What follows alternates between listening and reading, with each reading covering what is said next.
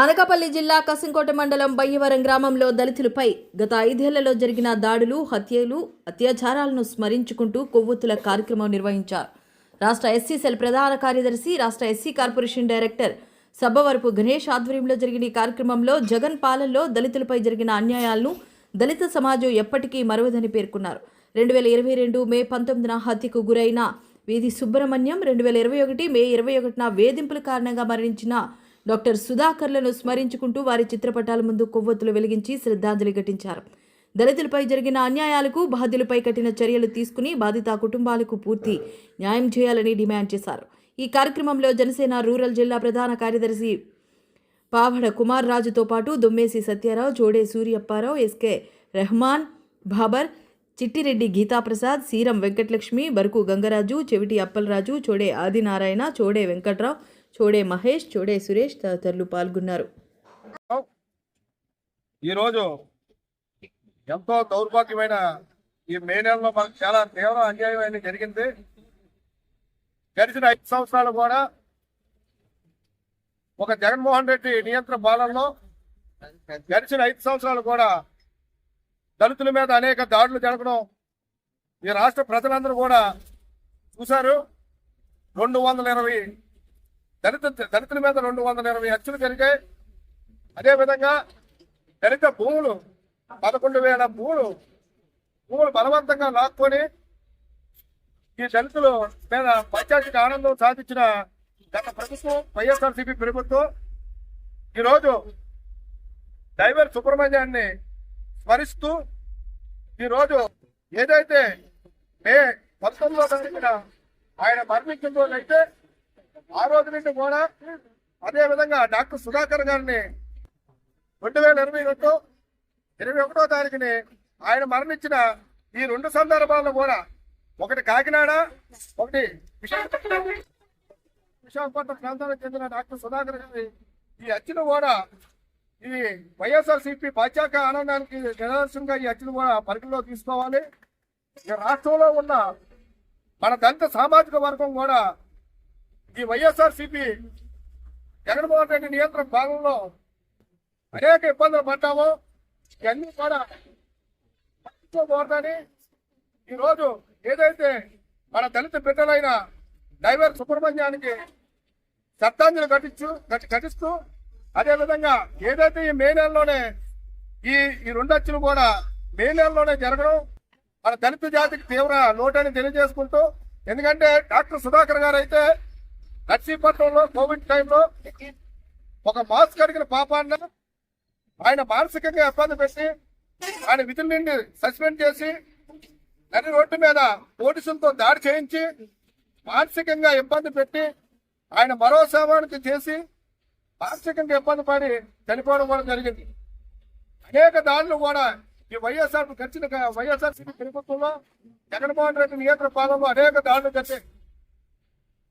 మన దళిత జాతి ఏదైనా సరే ఈ విషయాలు కూడా మర్చిపోకూడదని ఎప్పటికప్పుడే మనకి వైఎస్ఆర్సీపీ మనకి ఎంత దౌర్భాగ్యంగా మన మీద ఎన్ని దాడులు చేశారో, మన భూములు ఆపుకోవడం, మన దళిత మహిళల మీద అత్యాచారాలు ఏదైతే విధంగా చేశాయో అవన్నీ ఎప్పటికప్పుడే మనం మర్చిపోకుండా ఆలోచన విధానం చేయాలని ఈరోజు ఈ కార్యక్రమాన్ని తలపెట్టడం జరిగింది.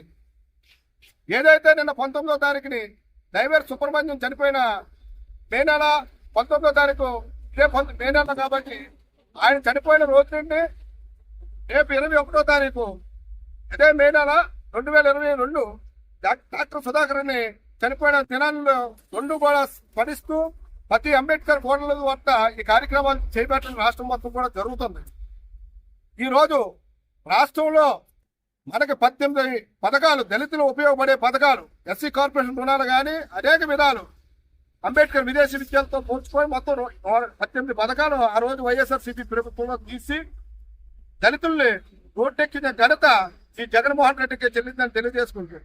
ఎందుకంటే ఏదైనా మన దళితులు బాగుపడాలన్నా, ఆర్థికంగా ఎదగాలన్నా, రాజకీయంగా ఎదగాలన్నా ఒక విజనరీ లీడర్ అయిన నారా చంద్రబాబు నాయుడు నాయకత్వంలోనే మనం ఎదగం తప్ప ఈ జగన్మోహన్ రెడ్డి పాలనలో అన్యాయం జరిగింది తప్ప మేలు జరగలేదని ఈ సమావేశంగా తెలియజేసుకుంటాం. చేపట్టడం చాలా సంతోషమైన విషయం. ఎందుకంటే మరి కుటుంబాలను మరి అన్యాయంగా అక్రమంగా మరి అలాంటి విషయాల్లో మరి వైసీపీ నాయకులు వాళ్ళ పరిపాలన యొక్క దారుణంగా చేశారంటే మరి అందరికీ తెలిసిన విషయం. ఈ రోజు మరి మరి చాలా బాధాకరమైన విషయం. మరి ఇలాంటి విషయాల్లో మరి వైసీపీ నాయకులు మరి అన్యాయంగా అక్రమంగా మరి హత్యలు చేసి ఎన్నో ఆ సారాకి బాధపడి ఉన్నారు. మరి ఈ రోజు క్షమించేది లేదు ఎవరో కూడా. కుటుంబాలన్నీ కూడా మరి ఏ ఉద్యోగాలు సిద్ధంగా ఉన్నారు. అలాగే అలవిటట్లు మేమందరం కూడా మరి ప్రతి కూడా క్షమించేది లేదని తెలియజేసుకుంటున్నాం.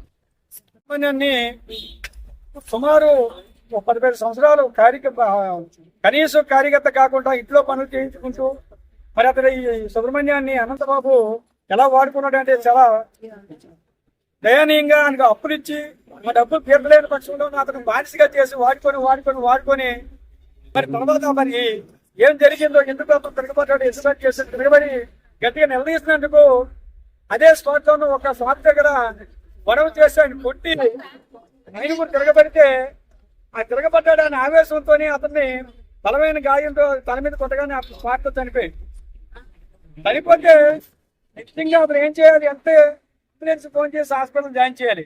కానీ దాన్ని తప్పిపుచ్చుకోవాలని మరి ఎంత ధైర్యం ఉంటే చనిపోయిన వ్యక్తి వాళ్ళ చేతిలో చనిపోయి తెలుసుండి దళితులు మాత్రం కదా వీళ్ళు ఏం చేయగలరు, మన పట్టుకెళ్ళాలకు ఇచ్చేస్తే కక్కుర్తూ ఎవరు 150 ఇస్తే 1000 ఇస్తే వాళ్ళు ఒప్పేసుకుంటారని పురాలోచనతో తీసుకొని ఇంటికి డెలివరీ చేశారు ఆ బాడీని, సుబ్రహ్మణ్యం బాడీని. అయితే అక్కడ వాళ్ళందరూ స్పందించి ఎందుకు చనిపోయాడు హాస్పిటల్ తీసుకెళ్ళి ఇంటికి తీసుకొచ్చావేంటి అసలు ఏంటి ఆమె తిరగబడితే అక్కడున్న లోకల్ దర్శనంగానే కూడా సీరియస్ గా తీసుకొని దాన్ని స్పందించి ఇమీడియట్ గా కేసు కట్టించేసి ఇమీడియట్ కేసు కట్టిన తర్వాత మొన్నటి వరకు వాళ్ళు ఎవరిని అరెస్ట్ చేయకుండా చేశారు. అయితే తర్వాత చాలా డ్రామా జరిగింది. వాళ్ళు విశ్వాస సంబంధం లేదన్నాడు, ఆవిడ పక్క తప్పించారు, తనకి సంబంధం లేదని తన పక్క తప్పించాడు. కానీ ఈ ప్రభుత్వం ఉమ్మడి ప్రభుత్వం వచ్చిన తర్వాత మళ్ళీ దాన్ని పురపరిశీలించి మళ్ళీ తప్పి మొత్తం ఏం జరిగింది మొత్తం రాసి ఈ రోజు వాళ్ళందరికీ శిక్ష పడేలాగా ఈ రోజు కూడా సబ్ జైల్లో ఉన్నదంటే కేవలం కూటమి ప్రభుత్వం వచ్చిన తర్వాతే దళితులు దాడులు తగ్గాయి, అటువంటి నష్టం జరిగింది. ఇన్ని ప్రభుత్వాలు అవుతున్నాడు ఎక్స్ట్రా కూడా జరగలేదు. కూటమి ప్రభుత్వం వచ్చిన తర్వాత వాళ్ళ మీడియం చేశారు, ఎవరు తప్పు చేసినా. అదేవిధంగా సుధాకర్ కేసు కూడా మళ్ళీ విచారణ చేస్తున్నారు. ఆ విచారణ మళ్ళీ కొత్త అయితే వాళ్ళందరూ కూడా అరెస్ట్ చేస్తారు. ఈ ప్రభుత్వం దళితుల పట్ల చాలా గత ప్రభుత్వం ఈ ప్రభుత్వం డిఫరెన్స్ ఏంటంటే ఏది నిజం ఏది, ఎందుకంటే చంద్రబాబు నాయుడు గారు అపారమైన అనుభవం వ్యక్తి. దళితుల పట్ల చాలా అనుచితంగా వ్యవహరించలేదు. ఇప్పుడు కూడా గతంలో ఉన్న కార్పొరేషన్ మనం చెప్పినట్టు కార్పొరేషన్ నిధులు డైవర్ట్ చేశారు. అదేవిధంగా గవర్నమెంట్ ల్యాండ్స్ అన్ని కూడా ఆ ప్రభుత్వం వచ్చిన ల్యాండ్ తీసుకుంటే ఈ పక్కనే విసన్నపేట ల్యాండ్ కూడా ఆ దళితులకు ఇచ్చిన భూమిని దాన్ని తీసుకొని రకరకాల దాని కథలు చెప్పి మాయమాసం చేశారు. అటువంటి జరగకుండా ఉండాలంటే ఈ ప్రభుత్వం వచ్చిన తర్వాత మళ్ళీ మన సెక్యూరిటీ ఏర్పడింది. ఈ ప్రభుత్వాన్ని అన్నట్టు ప్రతి ఇప్పుడు జనసేన, టీడీపీ, బీజేపీ కూటమిగా కంటిన్యూ ఉన్న సంవత్సరం మన మీద దాడులు చాలా మటు తగ్గాయి. ఇప్పుడు కూడా కొన్ని జరిగినప్పుడు కూడా ఇమీడియట్ గా స్పందించి ప్రభుత్వం ఇమీడియట్ యాక్షన్ తీసుకొని మనకు సెక్యూరిటీగా మనకు రక్షణ కల్పిస్తుంది. కాబట్టి ఈ ప్రభుత్వం కొనసాగే విధంగా 3 పార్టీలు ఒకే తాటి మీద పనిచేసి మనల్ని మనం కాపాడుకోవాలని తెలియజేస్తూ ఇస్తున్నాం.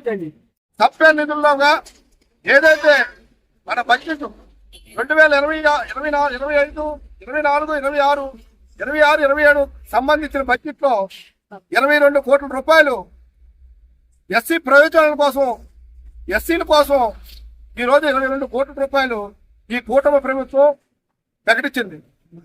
అదేవిధంగా ఏదైతే 18 పథకాలు కోల్పోయాయో ఆ 18 పథకాలను కూడా పునరుద్ధరించే కార్యక్రమంలో కూడా మన గౌరవ ముఖ్యమంత్రి వారి నారా చంద్రబాబు నాయుడు గారు ఆ కార్యక్రమాన్ని కూడా తీసుకోవడం జరుగుతుంది. ఏదైతే అభివృద్ధి మార్గంలో ఎదగాలన్నా, దళితుల్ని అగ్రస్థానంలో పెట్టాలన్నా ఒక నారా చంద్రబాబు నాయుడు పాలనలో దక్కింది తప్ప ఈ జగన్మోహన్ రెడ్డి పాలనలో అన్యాయం తప్ప ఏది జరగలేదని ఈ రాష్ట్ర దళిత ప్రజలందరూ కూడా ఒక నియోజకవర్గంలో ప్రజలతో పాటు, జిల్లా ప్రజలతో పాటు రాష్ట్ర ప్రజలందరూ కూడా ఈ ఎప్పటికప్పుడే మనకి ఏదైతే అన్యాయం జరుగుతుందో అన్యాయాన్ని ఎప్పటికప్పుడే గుర్తించుకోవాలని తెలియజేసుకుంటూ ఈ రోజు ఏదైతే డాక్టర్ సుధాకర్ తో పాటు మన డ్రైవర్ సుబ్రహ్మణ్యానికి శ్రద్ధాంజలి ఘటించడం ఈ రోజు ఈ కార్యక్రమాన్ని తలపెట్టిన మా సూరాపారావుకి